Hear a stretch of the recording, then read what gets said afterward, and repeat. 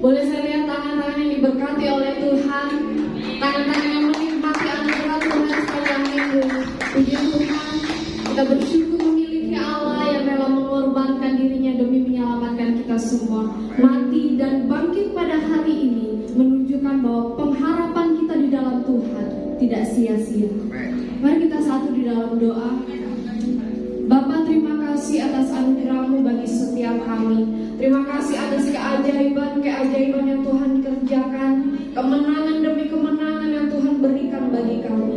Terima kasih Bapa di surga, kebangkitan-Mu memberikan kami pengharapan, memberikan kami hidup, membuktikan bahwa Tuhan yang kami sembah adalah Tuhan yang hidup.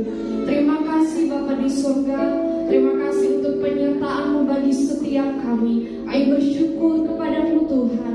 Pada hari ini kami boleh berkumpul bersama untuk menaikkan pujian kami, bersekutu di dalam nama Tuhan. Tuhan hadir di tengah-tengah kami pada hari ini, bertata di atas puji-pujian kami. Seluruh rangkaian ibadah kami pada hari ini kami persembahkan hanya di dalam nama Bapa, Anak dan Roh Kudus. Terpujilah nama-Mu Bapa di surga. Di dalam nama Tuhan Yesus kami berdoa. Haleluya. Amin. Terima kasih Tuhan.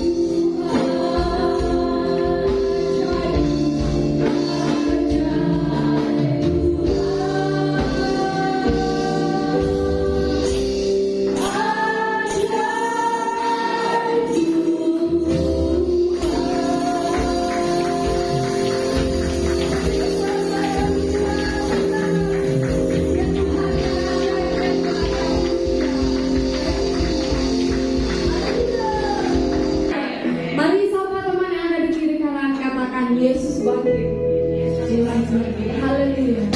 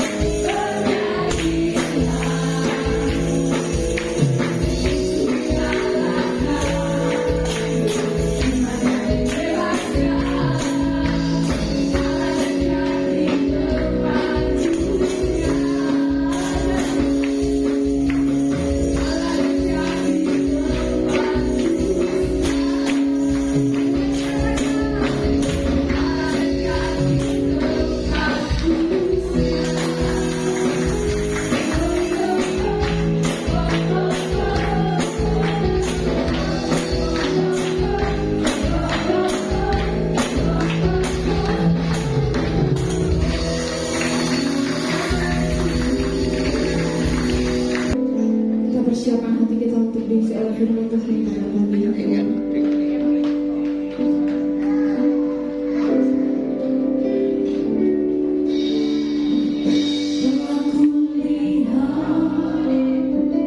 Bukti kasih-Mu,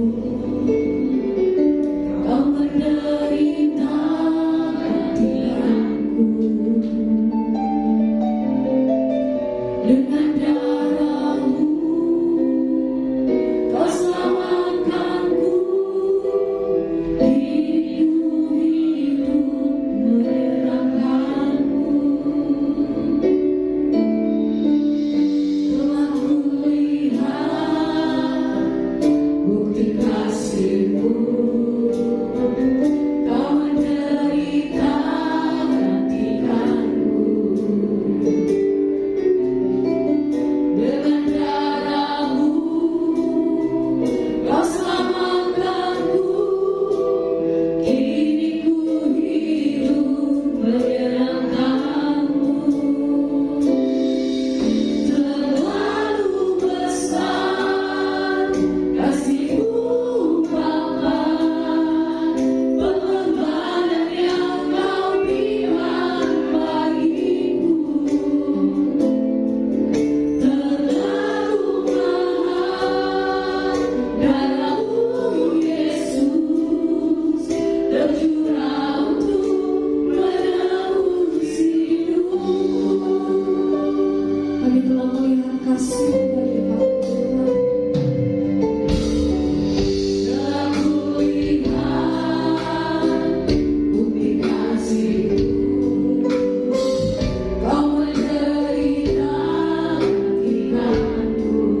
Dengan darah-Mu Tuhan, Dengan darah-Mu, Kau selamatkanku. Hidupku hidup menyenangkanku. terlalu besar kasih-Mu, Bapa, pengorbanan yang Kau berikan bagiku. Terlalu mahal darah-Mu, Yesus, tercurah untuk menebus hidupku. Terlalu besar kasih-Mu, Bapa,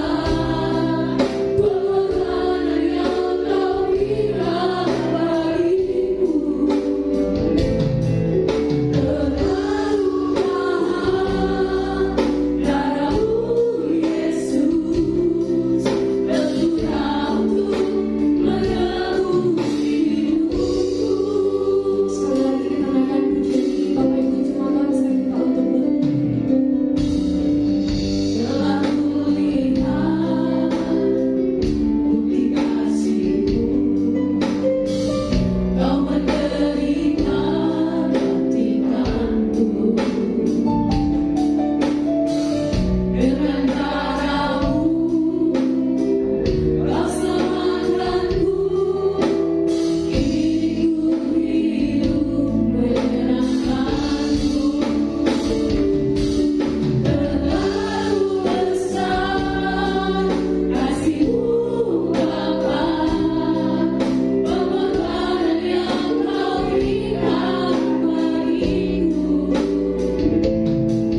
Terlalu mahal darah-Mu, Yesus, tercurah untuk menebus hidupku. Terlalu besar kasih-Mu, Bapa. kepada hambanya. Haleluya. Haleluya. Terima kasih Tuhan untuk penebusan-Mu di dalam kehidupan kami. Engkau sudah mati dan disalibkan, mengganti akan kehidupan kami yang hina ini. Bahkan Engkau bangkit bagi kami untuk memberikan kemenangan dalam kehidupan kami. Terima kasih Bapa di sorga. Kami mau serahkan seluruh hidup kami ke dalam tangan-Mu. Dan kami mengucap syukur kepadamu Tuhan untuk segala yang Kau lakukan di dalam kehidupan kami. Bapa yang ada di dalam sorga, kami mengucap syukur pula Engkau sudah berikan kami kesempatan memuji-muji dan menyembah-Mu di dalam kehidupan kami. Dan biarlah pujian dan penyembahan kami Bapa boleh menjadi persembahan yang berbau harum di hadapan-Mu Tuhan. Terima kasih Bapa di sorga. Kuasai ruangan ini, kuasai kami semua yang ada di tempat ini. Yang tertutup Engkau bukakan, sehingga tidak ada satupun yang dapat mencuri akan kebenaran firman-Mu untuk kami pegang di dalam kehidupan kami Bapa. Tolong kami Bapa di sorga, karena kami sangat terbatas. Berdoa Bapa di sorga untuk hamba-Mu ini, yang Tuhan percayakan untuk memberitakan akan kebenaran firman-Mu. Kami membutuhkan Engkau dalam kehidupan kami. Kuasa Roh Kudus-Mu bekerja Tuhan, sehingga setiap perkataan yang keluar dari mulut bibir hamba-Mu ini Bapa di sorga adalah perkataan kuasa Roh Kudus. Sehingga Bapa, kami boleh mengerti apa yang Tuhan inginkan di dalam kehidupan kami. Tuhan, terima kasih Tuhan. Sembunyikan kami di belakang salib-Mu Bapa di sorga, sehingga sedikit pun Tuhan kami tidak mencuri kemuliaan-Mu. Di dalam nama Yesus kami menyerahkan waktu yang ada di depan ini. Engkau ambil alih Tuhan, biarlah terlaksana hanya untuk memuliakan nama-Mu. Di dalam nama Yesus yang adalah firman yang hidup, semua yang percaya katakan dengan iman percaya kita kepada Tuhan. Amin. Baik, jemaat yang Tuhan berkati, mari kita buka Alkitab kita dari Injil Lukas pasal yang ke-24 ayat 1 sampai 10. Lukas pasal 24 ayat 1 hingga 10. Yang sudah ditemukan katakan amin. Jemaat Tuhan memperhatikan di Alkitabnya, dan saya akan membacakan untuk kita sekalian. Lukas 24 ayat 1 hingga 10. Firman Tuhan seperti ini. Tetapi pagi-pagi benar pada hari pertama minggu itu, mereka pergi ke kubur membawa rempah-rempah yang telah disediakan mereka. Mereka mendapati batu sudah terguling dari kubur itu. Dan setelah masuk, mereka tidak menemukan mayat Tuhan Yesus. Sementara mereka berdiri termangu-mangu, karena hal itu tiba-tiba ada dua orang berdiri dekat mereka, memakai pakaian yang berkilau-kilauan. Mereka sangat ketakutan dan menundukkan kepala. Tetapi kedua orang itu berkata, "Mengapa kamu mencari Dia yang hidup di antara orang mati? Ia tidak ada di sini. Ia telah bangkit. Ingatlah apa yang dikatakannya kepada kamu ketika ia masih di Galilea, yaitu bahwa Anak Manusia harus diserahkan ke tangan orang-orang berdosa untuk disalibkan." Maka teringatlah mereka akan perkataan Yesus itu. Dan setelah mereka kembali dari kubur, mereka menceritakan semua itu kepada ke-11 murid dan kepada semua saudara-saudara yang lain. Perempuan-perempuan itu ialah Maria dari Magdala dan Yohana dan Maria ibu Yakobus, dan perempuan-perempuan lain juga yang bersama-sama dengan mereka memberitahukan kepada rasul-rasul. Itulah kebenaran firman Tuhan yang akan kita pelajari bersama-sama saat ini. Kalau kita mendengar ini ayat firman Tuhan ini, pasti sama-sama kita katakan sering dibacakan, sering dikhotbahkan di setiap kita merayakan Paskah. Bukan di tempat ini saja, bahkan mungkin di seluruh dunia mereka menggunakan ayat ini.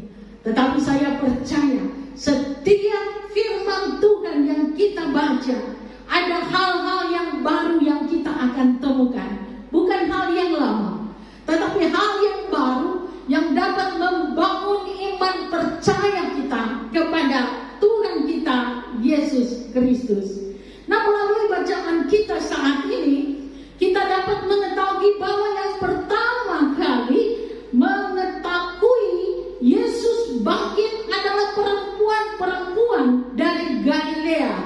Dan setelah mereka mengetahui bahwa Yesus telah bangkit, mereka memberitahukan kepada ke-11 murid Yesus dan rasul-rasul, juga kepada saudara-saudara mereka. Nah, jemaat yang Tuhan berkati, ini menunjukkan bahwa sebenarnya kaum perempuan hebat di dalam memberitakan Injil atau memberitakan akan kebesaran Tuhan bagi setiap orang. Namun sangat disayangkan, saudara, perempuan-perempuan masa kini ironisnya menjadi seorang yang, kalau masa sekarang orang bilang tukang kepo. Tahu kepo kan? Iya, jangan saya kasih tahu yang jelas, tetapi saya percaya kita semua sini tahu yang dibilang kepo, yaitu hanya menceritakan dan ingin mengetahui keadaan seseorang. Kalau keadaan yang baik-baik ya oke, dan tanpa memikirkan bahwa sebenarnya dirinya sendiri lebih banyak hal-hal yang tidak berkenan kepada Tuhan, lebih banyak hal-hal yang buruk yang dia lakukan. Tetapi jangan dulu laki-laki itu senang, karena laki-laki itu kalau sudah dibisikkan perempuan langsung rambutnya berdiri, ada gerakan tersendiri kalau sudah dibisikin perempuan. Ada kasus yang sering viral, yang masih viral sampai sekarang ini, yang di saluran televisi. Saya senang sekali mendengar berita-berita. Ada seorang penasihat hukum berkata begini, coba periksa si cantik itu, mungkin saja menjadi penyebab dari kasus ini. Dan sampai sekarang pula ada dikatakan ada kasus yang sementara diselesaikan pada yang berwajib, juga ada yang membisikkan, saudara. Yang membisikkan siapa? Perempuan. Kemudian laki-lakinya mengambil alih untuk bertindak, melakukan hal-hal yang tidak berkenan kepada Tuhan, tanpa memikirkan atau tanpa menyelidiki apakah hal ini benar atau tidak. Tetapi saya percaya di tempat ini tidak ada yang seperti itu. Di luar sana banyak, ya. Iya. Nah, saudara terkasih di dalam Tuhan kita Yesus Kristus, kalau begitu menjadi pertanyaan bagi kita sekarang ini, seberapa banyak kita membicarakan Tuhan Yesus bagi orang-orang yang ada di sekitar kita? Ada satu contoh yang sangat baik di dalam Alkitab tentang perempuan di sumur Yakub yang bertemu dengan Tuhan Yesus. Tuhan Yesus katakan sama perempuan itu, pergi panggil suamimu. Dia katakan, tidak ada suamiku, Tuhan. Lalu Yesus katakan, betul katamu, karena yang ada padamu sekarang 5 suami dan sekarang bukan lagi suamimu. Nah, saudara yang kekasih, luar biasa pengakuannya perempuan ini. Ketika perempuan ini kembali ke kampungnya, dia menceritakan ada Mesias di sana. Contoh yang sangat bagus ini, ketika kita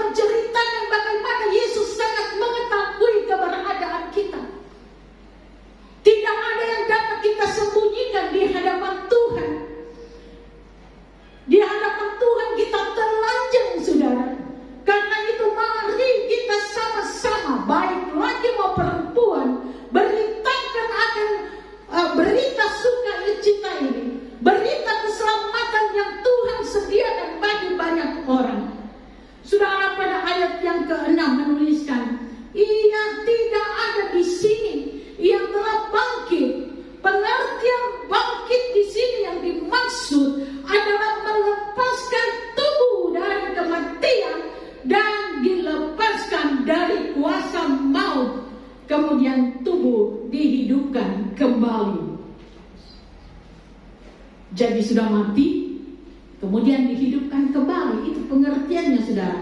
Dan hal ini merujuk pada kematian dan kebangkitan Yesus Kristus yang menjadi penebus umat manusia. Umat manusia ya, bukan cuma dibilang orang Kristen saja. Nah, saudara yang kekasih di dalam Tuhan kita Yesus Kristus, berbicara tentang penebus dalam teologi Kristen, ada makna yang paling dalam yang terkandung di dalam kata penebusan, yang memiliki pesan bagi orang percaya bahwa kematian Tuhan Yesus membayar harga dari suatu tebusan yang melepaskan umat yang percaya akan Yesus Kristus sebagai Tuhan dan Juru Selamat dari belenggu atau ikatan dosa dan kematian. Jadi arti yang sesungguhnya dari penebusan adalah membayar harga tebusan atau melunasi hutang. Menjadi pertanyaan bagi kita, apakah Yesus pernah berhutang sama manusia? Yang dimaksud hutang di sini adalah hutang dosa. Dia menjadi utusan Allah Bapanya datang ke dunia, menjadi duta, menjadi sama dengan manusia. Yang berbeda Yesus dengan kita semua, Yesus tetap manusia, tetapi kita juga tetap manusia, tapi Yesus tidak pernah berbuat dosa. Dia mencari orang-orang yang hilang. Seringkali kita dicari Tuhan, tapi kita yang hilang di hadapan Tuhan. Dan tugas kita untuk mencari mereka yang terhilang. Saudara, sebagai orang percaya dan pengikut Yesus Kristus yang sejati, kita harus menyatakan bahwa Yesus tidak pernah berbuat dosa, tetapi mau membayar harga dengan merendahkan diri menjadi hamba. Tidak mengambil apa yang dikatakan kemuliaan Allah. Dia meninggalkan semuanya itu untuk melepaskan kita dari segala pelanggaran dosa. Dia mengambil alih akan segala kejahatan kita, yang sebenarnya kita yang harus diadili. Tetapi Yesus mengambil alih hal itu karena kita adalah milik kepunyaan Bapa yang mulia, supaya kita yang berdosa diselamatkan. Karena itu, kekristenan bukan hanya sebagai atau sekedar agama saja, tetapi kekristenan memiliki arti sebagai pengikut Kristus dan bertanggung jawab untuk memberitakan berita sukacita ini kepada banyak orang. Apa itu berita sukacita? Berita sukacita itulah berita tentang keselamatan yang dilakukan oleh Yesus Kristus. Manusia yang telah berdosa membutuhkan seorang penebus, dan Allah mengutus Yesus untuk menggantikan kita selaku orang yang harus ditebus. Umat Tuhan yang diberkati, tanpa penebus dosa, kita yang harus sebenarnya berhadapan dengan keadilan Allah, menerima penghukuman atas dosa dan masuk ke dalam neraka. Karena itu penebusan merujuk pada pendamaian Yesus Kristus antara Allah dengan manusia, dan pembebasan dari dosa umat ciptaan Allah. Saudara, Roma 3 ayat 23 teks firman Tuhan menyatakan bahwa semua orang telah berbuat dosa dan telah kehilangan kemuliaan Allah. Dan Roma 6 ayat 23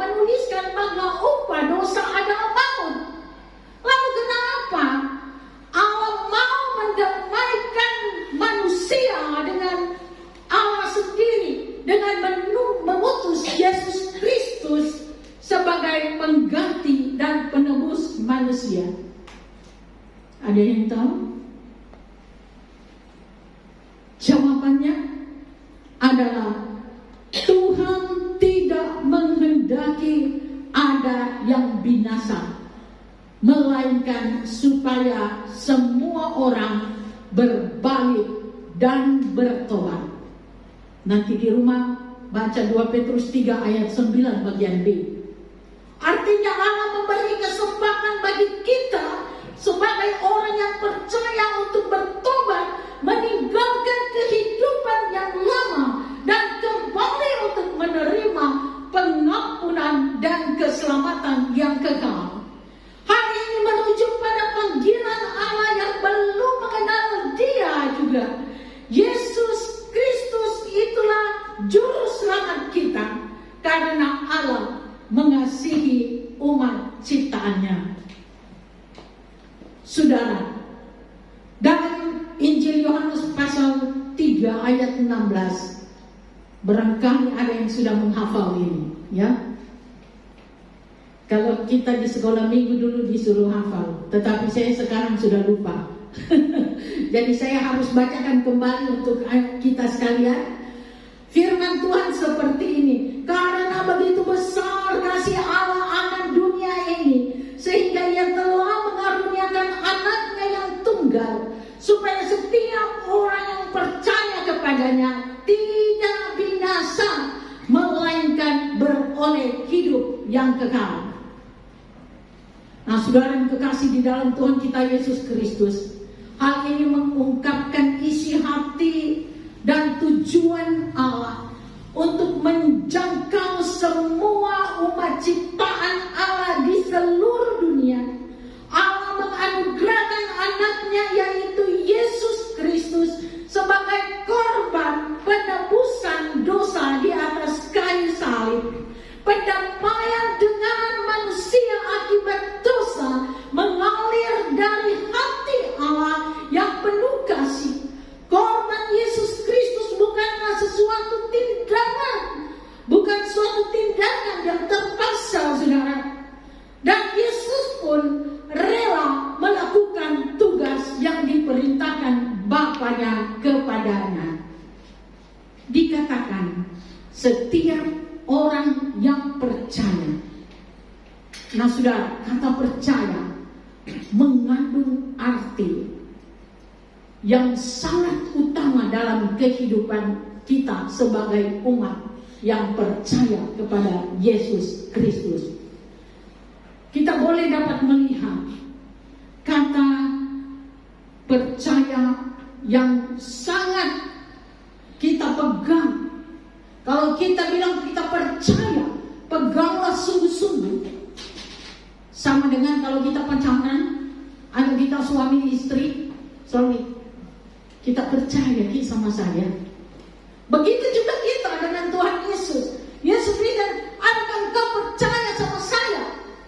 Tetapi menjadi pertanyaan bagi kita semua, apakah Yesus percaya sama kita? Kita boleh bilang kita percaya sama Tuhan Yesus, tetapi Yesus kembali bertanya, apakah aku percaya kepadamu? Jadi pegang perkataan yang keluar dari mulut kita. 3 unsur yang utama lewat kata percaya. Yang pertama adalah bahwa Yesus Kristus adalah anak Allah dan satu-satunya juru selamat umat manusia yang terhilang di hadapan Allah. Bukan salah satu, tetapi satu-satunya juru selamat. Kemudian yang kedua adalah memiliki persekutuan dan menyangkal diri serta taat kepada Yesus Kristus dan firman-Nya. Ya, menyangkal diri. Seringkali selalu dikatakan di mimbar ini menyangkal diri. Menyangkal diri yaitu melepaskan segala apa yang ada di dalam kehidupan kita yang tidak berkenan kepada Tuhan. Melepaskan segala apa yang kita lakukan dan memohon pengampunan bagi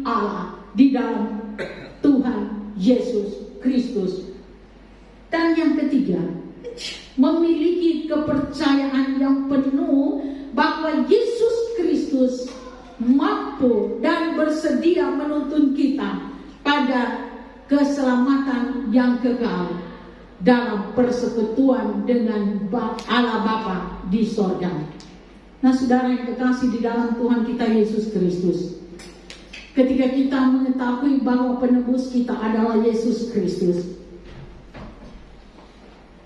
Dia sudah hidup, maka kita harus berani meninggalkan kehidupan yang lama dan membawa kehidupan kita pada keselamatan yang kekal di dalam Yesus Kristus. Dikatakan kubur sudah kosong. Kata kubur menandakan ada kematian. Lalu saat ini kita masih hidup dalam kedagingan, yaitu sukar meninggalkan perbuatan-perbuatan dosa. Maka dapat dikatakan bahwa kehidupan kita seperti kubur yang di luarnya kelihatan bersih dan rapi, tetapi di dalamnya penuh kotoran dan tulang belulang. Seringkali orang melihat kita dari luar, hebatnya itu, gagah, cantik. Tetapi apakah hati kita menjadi seperti penilaian orang di luar sana? Kita sanggup melepaskan semuanya itu. Dikatakan kubur kosong. Mereka masuk dan melihat perempuan tadi masuk ke dalam kubur dan melihat bahwa kuburnya kosong, saudara. Itu berarti segala sesuatu yang ada di dalam kehidupan kita dilepaskan, dikosongkan hati kita dengan hal-hal yang tidak berkenan kepada Allah. Nah, saudara yang kekasih, karena itu lepaskan segala hal-hal yang tidak berkenan kepada Tuhan, supaya kita menjadi orang-orang pilihan Allah yang ditebus melalui darah dan bilur Yesus. Saya mengundang pelayan altar dan pemain musik. Satu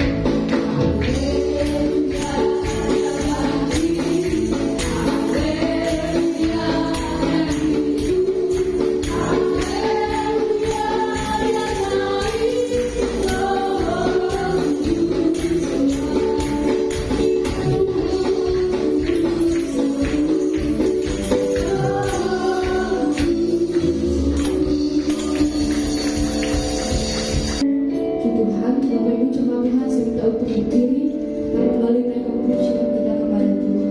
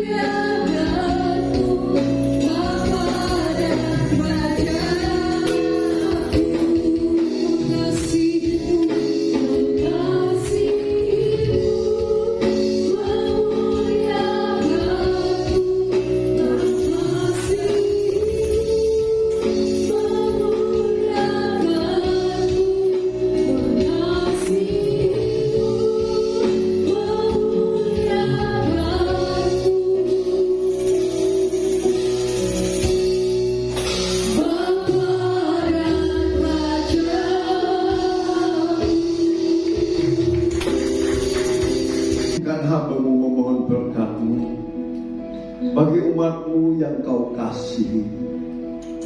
Mari umat Tuhan yang dikasihi Tuhan Yesus, angkat imam percayamu dengan mengangkat kedua belah tangan-Mu ke hadapannya untuk menerima berkat-Nya.